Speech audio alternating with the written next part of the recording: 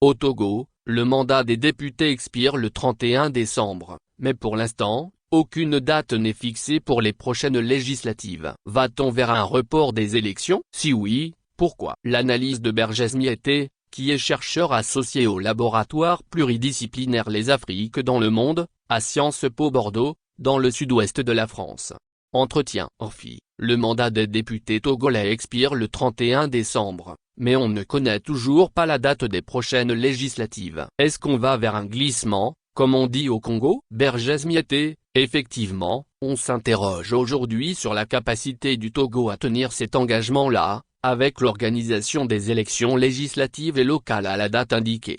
Oui, parce qu'il faut le temps de faire campagne. Effectivement. Donc on ne votera pas avant le 31 décembre. Au regard de la situation actuelle, il est peu probable que les élections se tiennent effectivement selon le calendrier constitutionnel. S'il y a glissement, ce sera une première dans l'histoire du Togo depuis l'arrivée au pouvoir de Faure Gnassingbé en 2005. Est-ce parce que le pouvoir ne veut plus d'aide étrangère pour financer les élections et est-ce parce qu'il manque d'argent? Je pense que cette idée fait sens. J'ignore l'état réel de la trésorerie togolaise à l'heure actuelle, mais certaines sources évoquent des difficultés de trésorerie pour organiser efficacement les élections législatives et locales prévues cette fin d'année.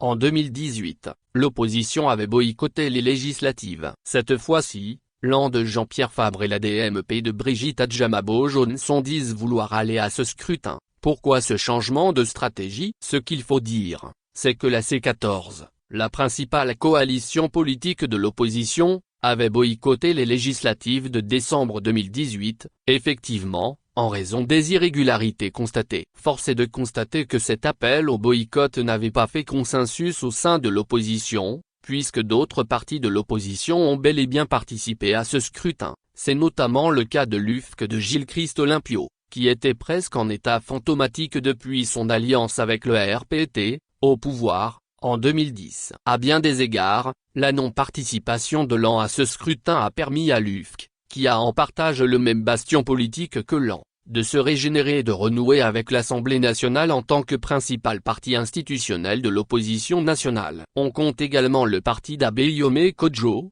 l'ancien Premier ministre, le MPDD, ainsi que le parti de Géritama, le nouvel engagement togolais. Je pense que l'AN et bien d'autres partis ont pu tirer des enseignements de ce boycott passé. C'est pour cette raison qu'ils ont décidé pour les élections législatives et locales à venir de participer activement et ont appelé leurs sympathisants à se mobiliser.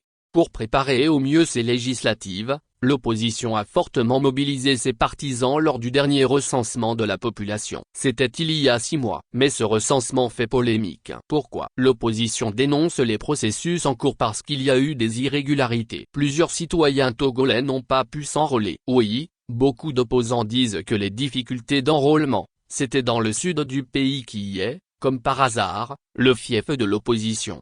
Tout à fait. Selon l'opposition, le but, c'est que ces populations ne participent pas véritablement au processus électoral, à la différence des Togolais de la région septentrionale. Par exemple, parce que, selon l'opposition, la forte participation des Togolais du Sud peut effectivement avoir des conséquences sur la primauté du parti au pouvoir. Et selon l'opposition, durant les processus d'enrôlement sur les listes électorales, tout est fait de manière à ce que certains Togolais du Sud ne puissent pas y participer.